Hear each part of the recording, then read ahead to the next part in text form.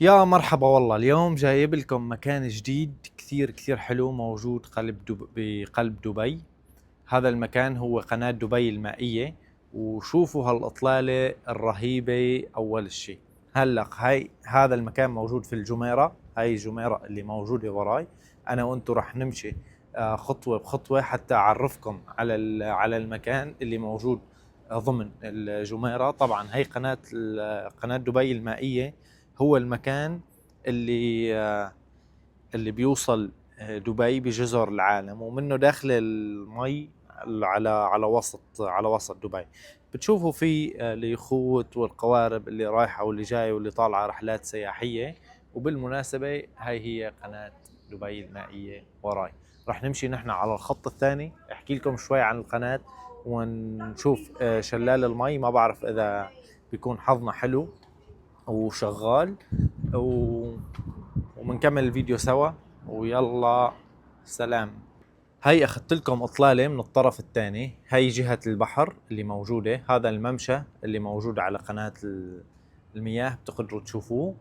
وهذا الجسر اللي هو على القناة. موجود وراي جسر التسامح، اسمه جسر التسامح، موجود على محطة الوصل للنقل البحري. يا جماعة أنا حرفياً كرمالكم عم بمشي بالشوب، وفعلاً عن جد صرت مي.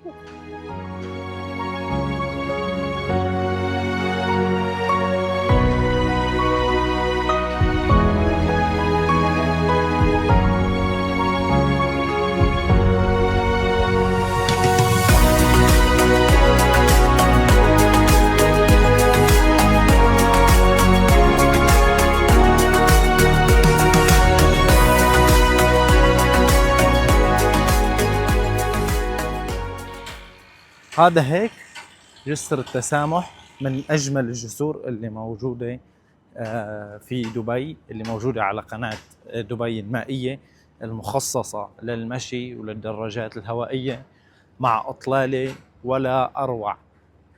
برج خليفة. عن جد المناظر كثير حلوة. اللي بده صفاء لذهنه ويروح عن باله ما له غير هذا المكان. بس صار شوية شوب، يعني أنا عم بصور لكم بس كرمالكم على فكرة. صرت مي.